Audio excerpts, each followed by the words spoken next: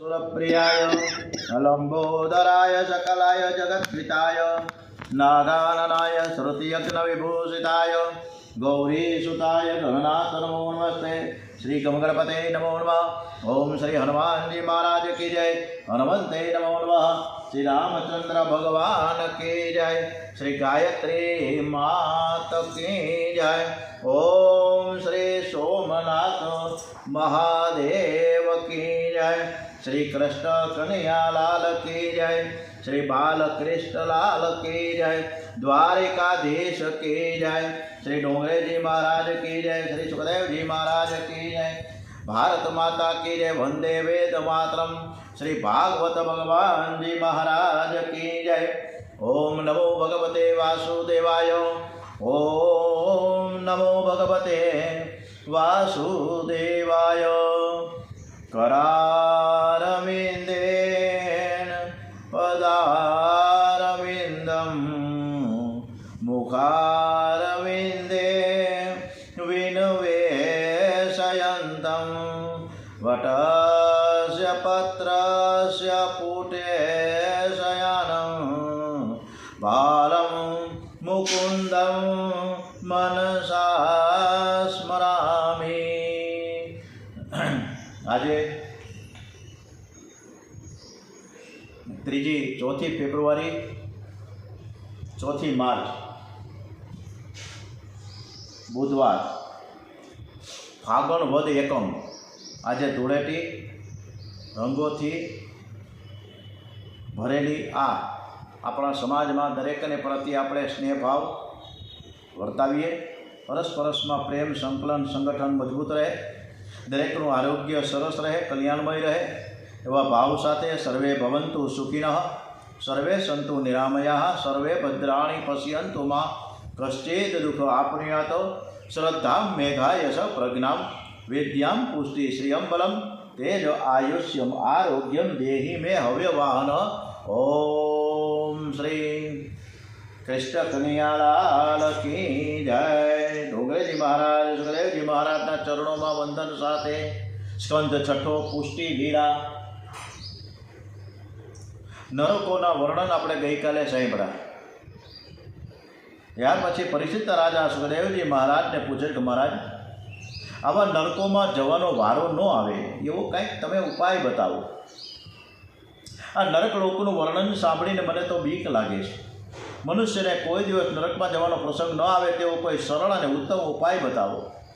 सुखदेवजी महाराज कहे छे कि राजन दरेक ने हाथे कंईक ने कंईक पाप थाय छे। जे दिवसे पाप थाय ए दिवसे रात्रे सूता पहला परमात्मा ने वंदन करीने पोतानुं पाप कबूल करो।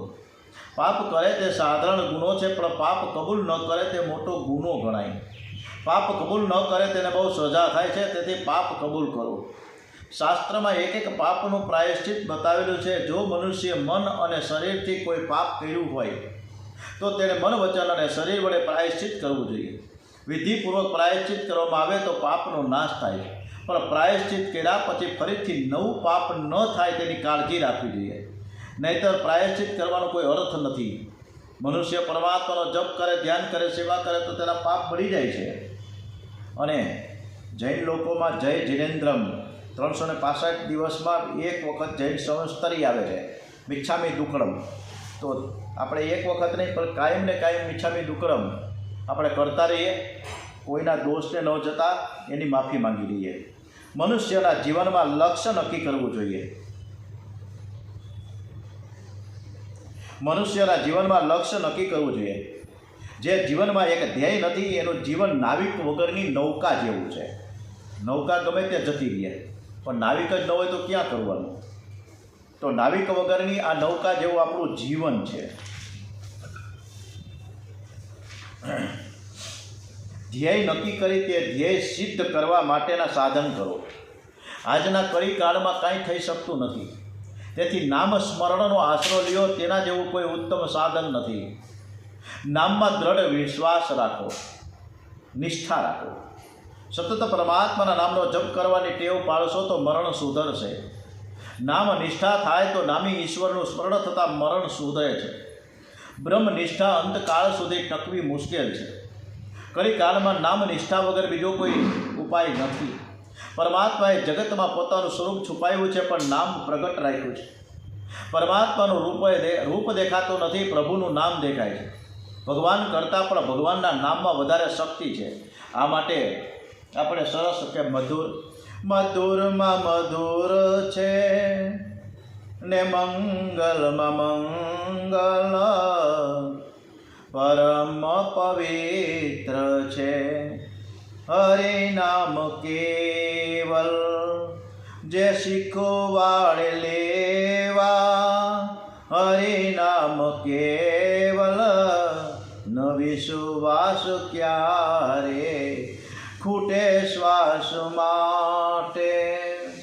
બચપણથી લેવું હરિનામ કેવલ, કરે પ્રેમ ભક્તો ભજન ધૂન કીર્તન. પ્રભુ આવે સુણવા હરિનામ કેવલ, મૂકી નામ રત્નો લીધા કાચ વિષય. ગ્રસે શોક દુઃખ હરિનામ કેવલ, જગત તૃણ જેવું પ્રભુ એક આધાર છે સતીદાનંદ. હરિનામ કેવલ મધુરમાં મધુર છે ને મંગલમાં મંગલ. રામાયણમાં એક પ્રસંગ સરસ મજાનો આવે છે. સેતુબંધ બંધાતો હતો. નલ અને નીલ વાંદરાઓ જે પથ્થર લઈને આવે એના ઉપર નલ ને નીલ રામ રામ રામ લખા ચોકથી લખે, અને પછી એ વાંદરા પથ્થર ઉપાડીને સમુદ્રમાં નાખે, સમુદ્રમાં એ તરે. આવો ક્રમ ચાલતો હતો. રામજી મહારાજ તો જોતા હતા બધું જ કે આ લોકો રામ નામ લખી અને પછી નલ અને નીલના હાથેથી જે લખાણા એ તરે છે. મારું નામ લખવાથી આ પથ્થર, આવડા મોટા પથ્થર તળી જાય છે. હાલો હું એક પ્રયત્ન કરી દઉં નાનકડો, હું પોતે જ રામ છું એમ કરીને એ પ્રયત્ન સિદ્ધ કરવા માટે જે વાંદરાઓ સેતુબંધ બંધાતી હતી ત્યાંથી એકાદ કિલોમીટર દૂર કે ક્યાંય કોઈ જોવે નહીં એ રીતે ત્યાં એકલા પહોંચ્યા. રામચંદ્રજીએ એક નાનકડો પથ્થર ઉપાડ્યો અને જોરથી ઘા કર્યો સમુદ્રમાં, તો એ પથ્થર ડૂબી ગયો. બીજો પથ્થર ઉપાડ્યો કે ભાઈ મારા નામનો પથ્થર તરે છે ને હું પોતે નાખું છું તો તરતો નથી, ડૂબી જાય છે. એણે બીજી વાર પ્રયત્ન કર્યો તો બીજી વાર પણ પથ્થર ડૂબી ગયો. ત્રીજી વાર આજુબાજુ બધે જોયું, પાછો ફરીથી નાખ્યો. ત્રીજી વાર પણ આ પથ્થર ડૂબી ગયા. હવે રામચંદ્રજી તો થોડાક નારાજ થઈ ગયા કે મારા નામના પથ્થર તરે છે અને હું પોતે જાતે રામ અને હું પથ્થર નાખું તો તરતા નથી, એમ કેમ? હનુમાનજી ધીમેકથી પાછળ આવીને ઊભા હતા, બધું જ જોતા હતા. અરે ભાઈ તું એ ક્યાંથી આવી ગયું? તે બધું જોયું તો કે હા મેં બધું જોયું છે. તમે પથ્થર નાખો છો પણ પથ્થર ડૂબી જાય છે. એમાં તમે આટલા બધા નારાજ ન થાવ, આ બધું જે થાય છે બરાબર જ છે. રામના શરણે જે આવે છે ને, શ્રી રામ કૃપા કરીને જેને અપનાવે છે, શ્રી રામ જેને પોતાનો માનીને હાથમાં રાખે છે તે તરે છે. પરંતુ રામજી જેને તર છોડે છે, જેને ફેંકી દે છે, જેનો ત્યાગ કરે છે તો ડૂબવાનો છે. આપે જેને થઈ જાય એટલે તે ડૂબી ગયા. હનુમાનજીએ જ્યારે આવો અર્થ કર્યો ત્યારે રામજી તો બહુ રાજી થઈ ગયા. શ્રી રામે કહ્યું હનુમાન તો બહુ બુદ્ધિમાન છો, હું માનતો હતો કે તું બહુ બળવાન માત્ર છું, પરંતુ આજે મને ખાતરી થઈ ગઈ કે તું બહુ બુદ્ધિશાળી છો. જગતમાં બળ અને બુદ્ધિનો ઝઘડો છે. જે બહુ બળવાન છે તેની બુદ્ધિ મંદ હોય છે અને જે અતિ બુદ્ધિમાન છે તે ઘણા ભાગે દુર્બળ હોય છે. પરંતુ હનુમાનજી જેવો કોઈ બળવાન થયો નથી, હનુમાનજી જેવો કોઈ બુદ્ધિમાન પણ થયો નથી. શ્રી રામે હનુમાનજીને પદવી આપી જીતેન્દ્રિયમ બુદ્ધિમતામ વરિષ્ઠમ વાતાત્મજમ વાનરયુક્ત મુખ્યમ શ્રી રામ દૂતમ શરણમ પ્રપદ્યે જીતેન્દ્રિયમ બુદ્ધિમતામ વરિષ્ઠમ. આ બુદ્ધિનો સારામાં સારો ઉપયોગ હનુમાનજી મહારાજ કરે છે, એટલે બુદ્ધિમાન પુરુષોમાં અતિ શ્રેષ્ઠ છે. જ્યારે આપણે બધા બુદ્ધિમતામ કનિષ્ઠમ, આપણે બુદ્ધિનો ઉપયોગ પૈસા માટે કરીએ છીએ. પૈસા તો વેશ્યા પણ કમાય છે. જે બુદ્ધિનો ઉપયોગ પરમાત્માને કરે તે ખરો બુદ્ધિમાન છે. પરધન પરમન હરન વેશ્યા બળી પ્રવીણ, તુલસી સોઈ ચતુરતા રામચરણ લવલીન. હનુમાનજીએ કહ્યું કે પ્રભુ, આ તો તમે નારાજ થઈ ગયા, તેથી તમને હું સમજાવવા માટે આવો અર્થ કર્યો છે. પણ ખરો અર્થ એ છે કે તમારા નામમાં જે શક્તિ છે એ તમારામાં પણ નથી. નામ જપનો મહિમા અનેરો હોય છે, તેનાથી તો જન્મ કુંડળીના ગ્રહો પણ બદલાઈ જાય છે. સંકટ આવતું પણ ટળી જાય છે. જગતના જેટલા મહાપુરુષો થયા છે એ પરમાત્માના નામમાં કોઈ પણ નામમાં તન્મય બન્યા છે, અને ત્યારે જે મહાન બન્યા છે. જગત ભગવાનને આધીન છે, પણ ભગવાન નામને આધીન છે. તમે જે દેવના નામનો જપ કરો છો તે દેવ તમારી સાથે જ રહે છે. જે પ્રેમથી પરમાત્માના નામનો જપ કરે છે તેને પાપ કરવાની ઈચ્છા થતી નથી.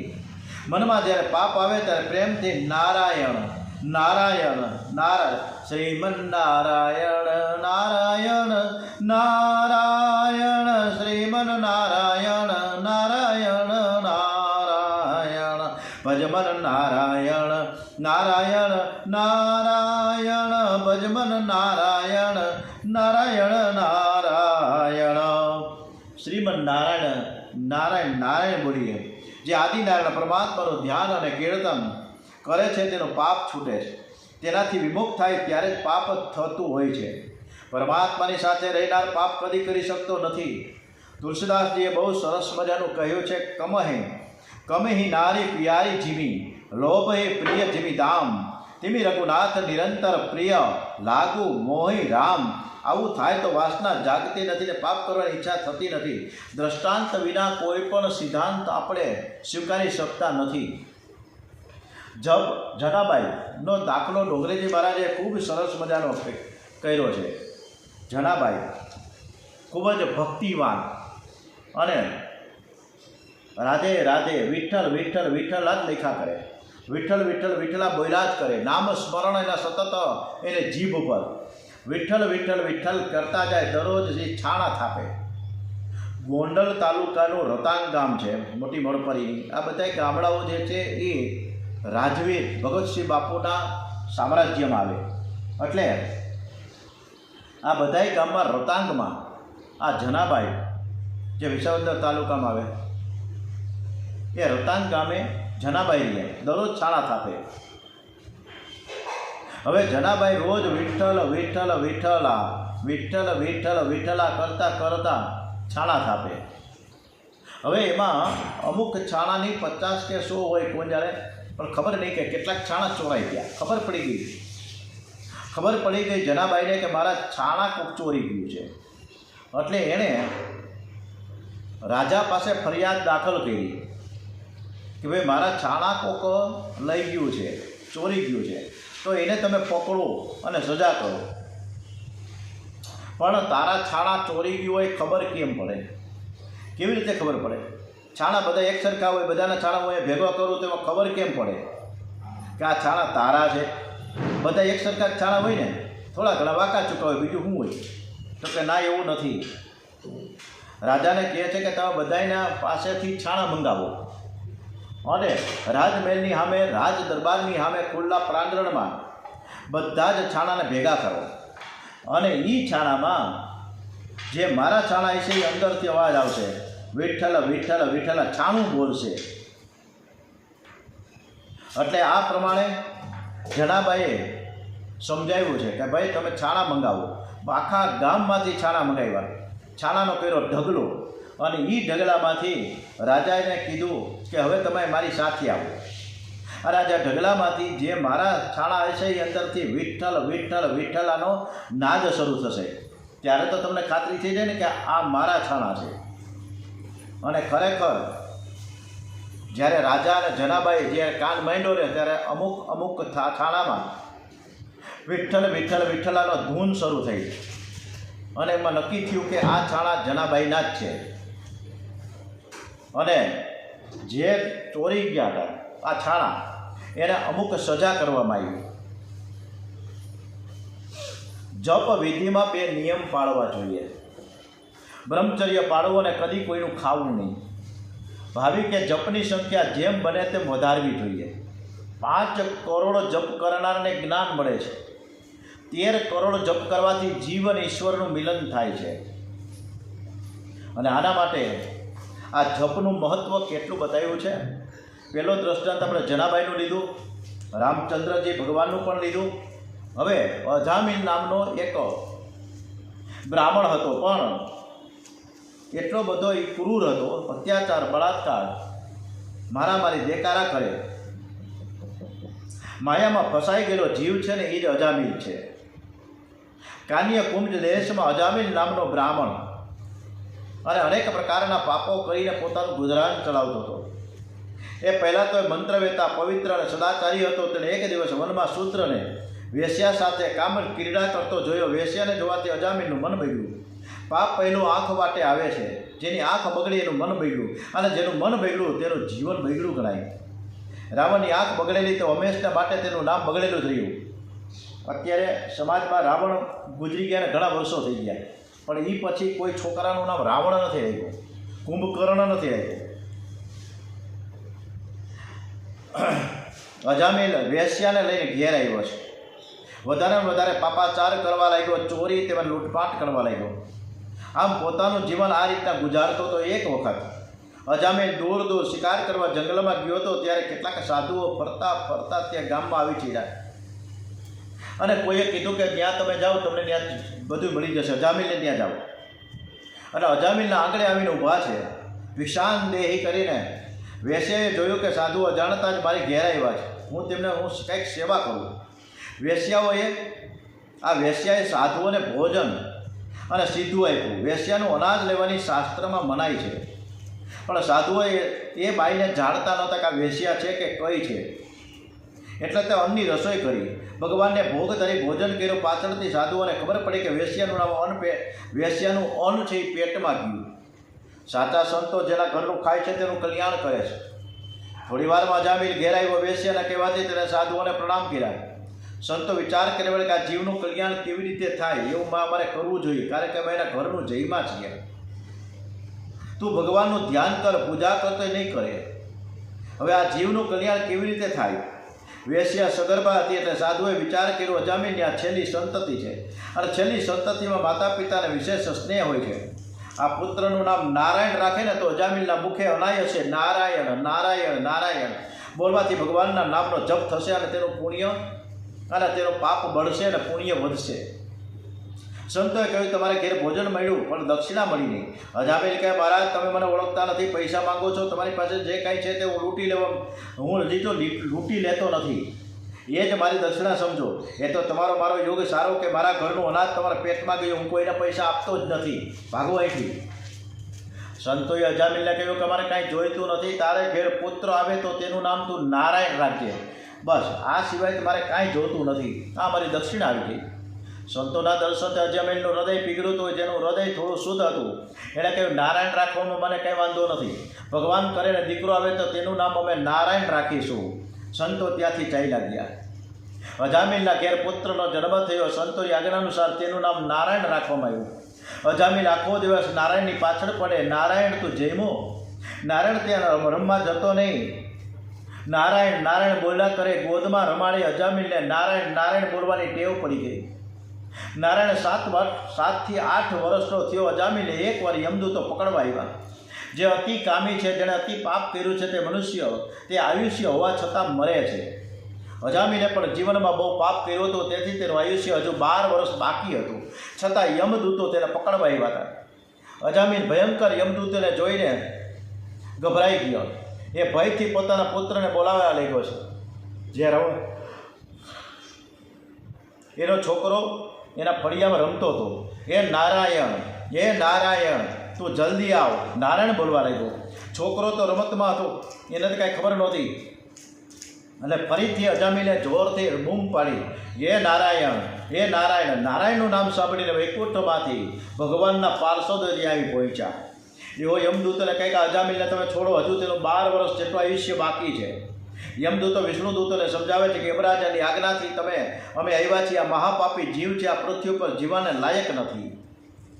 યત્ર દંડે એના સુધપતિ, અમે એને પકડીને યમપુરીમાં લઈ જશું. અને એને સજા થશે, મારે ત્યાં જરા પણ અન્યાય નથી. વિષ્ણુ ભગવાનના પાર્ષદે કહ્યું કે અજામિલ પાપી હતો તે વાત સાચી, પણ એણે ભગવાનનું નામ લઈને પાપનું પ્રાયશ્ચિત કર્યું છે, એ તમે જાણતા નથી. અરે હમણાં તો એ નારાયણ નારાયણ નારાયણ કરીને બોલ્યા જ કરે છે, એના પાપનું પ્રાયશ્ચિત થયું છે. યમદૂતો કે મહારાજ અજામિલ જે બોલે છે ને નારાયણ નારાયણ, એ ભગવાનનું નામ નથી લેતા, એના છોકરાનું નામ લે છે. એટલે તમે આ વાત અમને કરો એ અમને વ્યાજબી નથી લાગતી. પાર્ષદે કહ્યું કે પુત્રના નિમિત્તથી પણ અજામિલે ભગવાનનું નામ તો લીધું છે ને. જેમ અજાણપણે અગ્નિ ઉપર પગ પડે, કોલસો હોય અને અજાણ્યા કોલસો ધગધગતો પડ્યો હોય, અને આપણે હવે તો કોલસા છે જ ને એમ તો ઘરમાં, પણ કોલસો પડ્યો હોય ને માથે પગ આવી જાય તો આપણને પગમાં તળતલાટી માટે બોલવા ઓલા પડી જાય. એમ અજાણતા પણ ભગવાનનું નામ લેવાથી જીવાત્માનું કલ્યાણ થાય છે. અજાણતા પણ ભગવાનનું નામ લેવાથી તેનું ફળ અવશ્ય મળે છે. માણસો રસ્તામાં પડી જાય કે ઠોકર વાગે તો હાય હાય કરે છે, પણ હરી હરી કરતા નથી. બહેનો પણ ઘરમાં દૂધ ઉભરાઈ જાય ત્યારે હાય હાય કરતી જાય છે. એને બદલે જો હરી હરી કરે તો દૂધ ઉભરાતા અનાયાસે યજ્ઞનું ફળ મળે છે. આમ તો કોઈ અગ્નિને આહુતિ આપતા નથી. હાયમાં થોડો ફેરફાર કરીને હરી હરી કહો, જેથી અનાયાસે પ્રભુનું સ્મરણ થાય. વાલ્મીકીજીએ ફેરફાર કરીને હરી હરી કહો, જેથી વાલ્મીકીજીએ રામાયણમાં એવું સરસ લખ્યું છે કે મૃતાત્મા પાછળ બહુ હાય હાય કરે તો તેનું દુઃખ મૃતાત્માને થાય છે. જો હરિહરનું સ્મરણ થાય તો તેનું પુણ્ય મૃતાત્માને મળે છે. વિષ્ણુદૂતોએ અજામિલને યમદૂતોના પાસમાંથી છોડાયો અને એનો ઉદ્ધાર કર્યો છે. સત્કર્મથી અપમૃત્યુ આયુષ્ય બાકી હોવા છતાં પાપ કર્મના ફળરૂપે આવેલું મૃત્યુ ટળે છે. અજામિલનું અપમૃત્યુ હતું છતાં તે ટળ્યું. અજામિલના દિલથી હવે પસ્તાવો થવા લાગ્યો છે. એ ઘર છોડીને ગંગા કિનારે ગયો, જીર્ણ મંદિરમાં રહેવા લાગ્યો આખો દિવસ. ઓમ નમો નારાયણમ, ઓમ નમો નારાયણમ મહામંત્રનો જપ કરે છે. આપણા શાસ્ત્રોમાં પણ લખ્યું છે કે ભૂખ અને તરસ એ રોગ છે, અન્ન અને જળ એ દવા છે. દવા કડવી હોય, દવા કડવી હોય તો માણસ થોડીક જ લે, એટલે કે વિવેકથી દવા લે છે. એવી રીતે ભોજન પણ વિવેકથી કરો. મૌન રાખવાથી જીભ સુધરે છે. પ્રભુના નામનો જપ કરવાથી જીભ સુધરે છે. જેની જીભ સુધરે તેનું જીવન સુધર્યું. આંખ સુધરે તો મન સુધરે, જીભ સુધરે તો જીવન સુધરે. પ્રભુના નામનો જપ જીભથી કરો. શરીર છે એ આપણું ઘર છે, જીભ છે એ ઉંબરો છે, અને પ્રભુનું નામ એ દીવો છે. ઘરમાં એક જ દીવો હોય તો લોકો એ દીવાને ઉંબરામાં રાખે છે. આપણે ફાનસ પેટાવતા સરસ મજાનો ફોટો ઉપર ફોટો હોય, ફોટો એટલે કાચનો એક એને આપણે ફોટો કહેતા, આમ તો ગોળા જેવું આપણે એને ફોટો કહેતા. રામભાઈ આ બધા ખબર છે. ફાનસ એની અંદર કેરોસીન નાખતા, પછી ઓલું ચકેડાને ફેરવીએ, ચકેડું ફેરવીએ ને એટલે ઓલી વાત ઊંચી થાય. વાત ઊંચી થાય એટલે આપણે ઓલો જે એક નાનકડું ઘોડા જેવું હોય એને સેજ ઊંચું કરીએ, પછી એમાં દિવાસળી મૂકીએ એટલે પ્રજ્વલિત થાય. અને પછી એ ફાનસ આપણે 2 રૂમની વચ્ચે મૂકીએ છીએ, મૂકીએ છીએ. હવે તો ક્યાં છે, બરાબર? અથવા તો ફળિયાને રૂમની વચ્ચે મૂકીએ, ફળિયામાં અજવાળું થાય, ઘરમાં અજવાળું થાય. આવા સરસ મજાના ફાનસ હતા, દીવા હતા. હવે તો બધું વયું ગયું, ખબર જ નથી ફાનસ કોને કહેવામાં આવે. રામ નામ મને દીપ ધરું, જી દેરી દ્વાર, તુલસી ભીતર બહારું, જો ચાસી ઉજિયાર. આપણે 58-59 વર્ષવાળા જેટલા છે ને, 55થી લઈને એને 2 જોયા છે. અત્યારે ડિજિટલ યુગે જોયો અને એ વખતનો પણ યુગ જોયો આપણે. અત્યારની પેઢી કોઈ નહીં જોઈ શકે. અત્યારની પેઢી આ બસ ડિજિટલ યુગ, પણ આપણે તો બધામાંથી પસાર થઈને અહીંયા પહોંચ્યા છે. રામ નામ મને દીપ ધરો, જીહી દેરી દ્વાર, તુલસી ભીતર બહારો, જો ચાસી ઉજિયાર. હરિનામ રૂપી દીવો જીભ પર રાખજો, જીભથી જપ કરવાની ટેવ પાડો. એક પ્રસંગમાં ડોંગરેજી મહારાજે કાંઈક ને કાંઈક આપણે સમજાવતા જ જાય છે. હરિનામ રૂપી દીવો જીભ પર રાખજો, જીભથી જપ કરવાની ટેવ પાડો. કેટલાક લોકો એવું સમજે છે કે હું મનથી જપ કરું છું, પણ મનથી તો 2-3 મિનિટ જ જપ થાય છે, પછી મન પાછું છટકી જાય છે. મારું ચંચળ ચિતડું રે ભાગી ભાગી. જેણે ઘણા વર્ષો સુધી જીભથી જપ કર્યા હશે તે જ મનથી જપ કરી શકશે. જેનું મન મેલું છે, જે મનથી પાપ કરે છે, તે મનથી જપ કરી શકે નહીં. અજામિલ જગતને વંદન કરીને સાવધાન કરે છે. અતિ પાપીએ નિરાશ થવાની જરૂર નથી. હું આવડો મોટો પાપી જીવડો કેટલા અત્યાચાર કર્યા હતા, બળાત્કાર કર્યા હતા, મારામારી કરી હતી, કેટલાને કાપી નાખ્યા, મારી નાખ્યા. પણ આ અજામિલ કે મેં નારાયણનું ખાલી નામ અનાયસે લીધું, મારા છોકરાનું નામ. અજામિલ કે આપણે કહીએ છે, અજામિલ કે મારા છોકરાનું તો અનાયસે હું નામ લેતો હતો, નારાયણનું નામે નહોતો લેતો, છતાંય હું તરી ગયો. તો તમે તો અસલ ભગવાનનું નામ લ્યો છો, તો તમે કેમ ન તરો? અતિ પાપી એટલે નિરાશ થવાની બિલકુલ જરૂર નથી. પ્રભુનો દરવાજો બધાને માટે ખુલ્લો છે. ગમે તેવો પાપી હોય પણ તેને કરેલા પાપ માટે હૃદયથી પસ્તાવો થવો જોઈએ. ભગવત ભક્તિ કરનારને આ લોકમાં ને પરલોકમાં માન મળે છે. અજામિલ પણ ભગવત ભક્તિ કરતા ભગવત લોકમાં ગયો. ભગવાનના નામનો આશ્રય લેવાથી તે ભવ સાગર તરી ગયો. અજામિલ શબ્દના બે અર્થ થાય છે. અજા એટલે માયા, એટલે કે માયામાં ફસાયેલો. માયાનું ઘણી રીતે વર્ણન કરવામાં આવ્યું છે. શ્રી શંકરાચાર્યજીના મતે માયા એ છે કે કંચન અને કામિનીમાં જે લુપ્ત બની એમાં ફસાયેલો રહે તેને માયામાં ફસાયેલો ગણવું. કિમત્ર હેયમ કનકંચ કાંતા. આજે અત્યારે 1,65,000 રૂપિયાનું સોનું છે, છતાંય ખરીદી કરવા માટે લાઈન લાગી જ હોય છે. એટલે બધાને ગમે જ છે. આ જગતમાં ત્યજવા જેવી વસ્તુઓ કઈ છે? જીવને અધોગતિમાં નાખનાર કનક અને કાંતા. આ બેમાંથી જે ફસાયો તે માયામાં ફસાયો. મરી રત્નમાળાના પ્રશ્નોત્તર ઘણા ઉત્તમ છે. એ દરેક મુમુક્ષીએ હૃદયમાં ઉતારવા જેવા છે. એક એક શબ્દમાં પણ ઘણો બધો ઉત્તમ બોધ સમાયેલો છે. આ સંસારમાં બંધાયેલ કોણ છે? પ્રશ્ન શરૂ થયો. ત્યારે જે 5 વિષયોમાં આસક્તિ હોય છે ને એ બંધાયેલો છે. આ સંસારમાં છૂટેલો કોણ અને સ્વતંત્ર કોણ? જેને વિષયો પ્રત્યે વૈરાગ્ય આવેલો છે તે એ છૂટેલો છે. ઘોર નરક્યું પોતાનો જ દેહ કે જેમાં મૂત્ર, વિષ્ઠા, માંસ, લોહી જેવા દુર્ગંધયુક્ત પદાર્થો ભરેલા છે. આ શરીરમાં સુંદર શું છે? આ શરીરમાં સુંદર કાંઈ છે જ નહીં. સ્વર્ગમાં જવા માટે પગથિયું કયું? સર્વ તૃષ્ણાઓનો ક્ષય, કામનાઓનો નાશ. એ પહેલું પગથિયું છે. કો વા દરિદ્રો હિ વિશાલ તૃષ્ણ શ્રીમાક સ્વ કો યસ્ય સમસ્ત દોષ. જગતમાં વધુ દરિદ્ર કોણ? જેને ઘણી બધી તૃષ્ણાઓ, એક પછી એક ઈચ્છાઓ જાગ્યા જ કરે, એને દરિદ્ર કહી શકાય. સંસારમાં વધુ શ્રીમંત કોણ? સદાને માટે સંપૂર્ણ સંતોષી છે ને એ જ શ્રીમંત છે. મોટામાં મોટો રોગ કયો? જન્મ ધારણ કરવો છે. આ રોગને દૂર કરવાનો ઔષધ્ય કયું? પરમાત્મા સ્વરૂપનો વારંવાર વિચાર કરવો તે.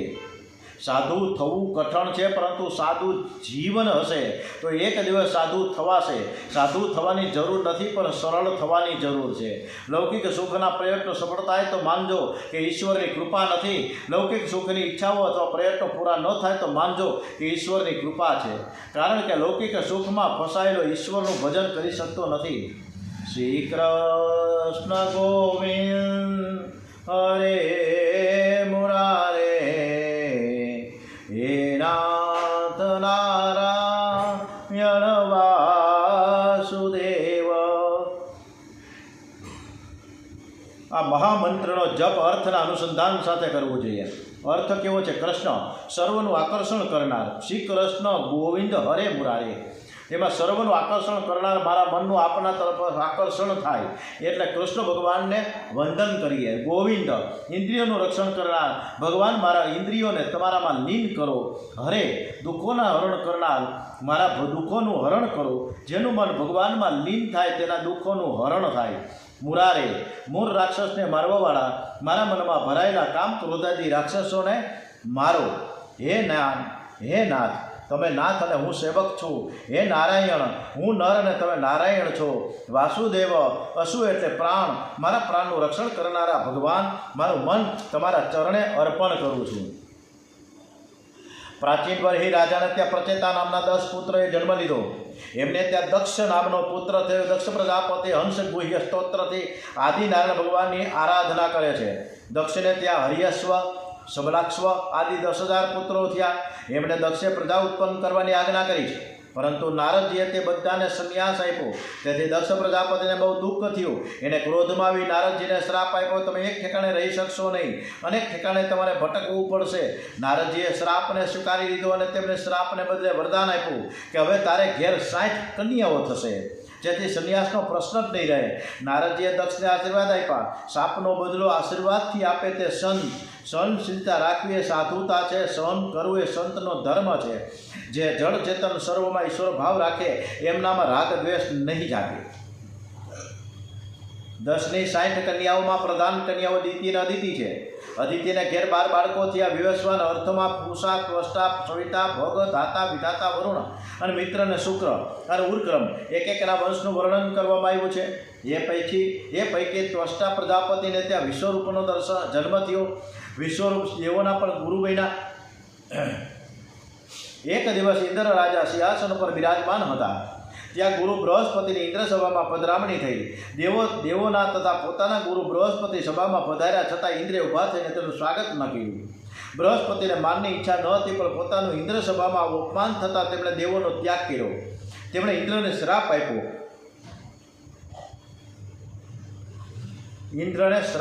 કે તું દરિદ્ર થઈ જાય. સંપત્તિમાં શાનભાન ભૂલે છે તે દરિદ્રી ન થાય ત્યાં સુધી તેનું શાનભાન ઠેકાણે આવશે નહીં. આ હકીકત જાણી દૈત્યોએ દેવો સાથે યુદ્ધ આરંભ્યું. સ્વર્ગનું રાજ્ય દૈત્યોને મળવાથી દેવો બ્રહ્મા પાસે જઈને કહેવા લાગ્યા, અમારું રાજ્ય રાક્ષસોએ બળજબરીથી પડાવી લીધું છે, તમારે કરવું હું? બ્રહ્માજીએ દેવોને ઠપકો આપતા કહ્યું કે બ્રાહ્મણનું અપમાન કરવાથી તમે દરિદ્ર થયા છો, માટે તમે સમજીને બ્રાહ્મણની સેવા કરો. કોઈ પણ બ્રહ્મનિષ્ઠ બ્રાહ્મણને ગુરુ માની બૃહસ્પતિની ગાદી ઉપર બેસાડો. દેવોએ પૂછ્યું કે બ્રહ્મનિષ્ઠ બ્રાહ્મણ ગોતવા ક્યાં? બ્રહ્માજીએ કહ્યું, ત્વષ્ટા પ્રજાપતિનો પુત્ર વિશ્વરૂપ બ્રહ્મનિષ્ઠ છે. ત્વષ્ટા વિશ્વ એટલે જગત, વિશ્વ એટલે વિષ્ણુ ભગવાન. વિશ્વના પ્રત્યેક પદાર્થમાં વિષ્ણુને જુએ છે તે વિશ્વરૂપ કહેવાય છે. વિશ્વરૂપ સર્વમાં જળ ચેતનમાં ઈશ્વરની ઝાંખી કરવી પડે છે. વેરીને શત્રુ ભાવથી નહીં, પણ ઈશ્વર ભાવથી જુઓ. રસ્તામાં સૌભાગ્યવતી સ્ત્રી મળે તો લક્ષ્મીની ભાવના થાય, પણ વિધવા મળે તો મોઢું બગડે છે. વિધવામાં પણ લક્ષ્મીનો ભાવ રાખો, તે પણ ગંગા જેવી પવિત્ર છે. ઓમ શ્રી કૃષ્ણ કનૈયાલાલ કી જય. શ્રી બાલકૃષ્ણલાલ કી જય. ઓમ નમો ભગવતે વાસુદેવાય. શ્રી ગજાનન ગણપતિ મહારાજ કી જય. શ્રી ડુંગરેજી મહારાજના ચરણોમાં વંદન સાથે શ્રી ભાગવત ભગવાનજી મહારાજ કી જય. ઓમ નમઃ પાર્વતી પતે. હર હર હર હર હર હર મહાદેવ હર. શ્રી કૃષ્ણ શરણમ મમ. શ્રી કૃષ્ણ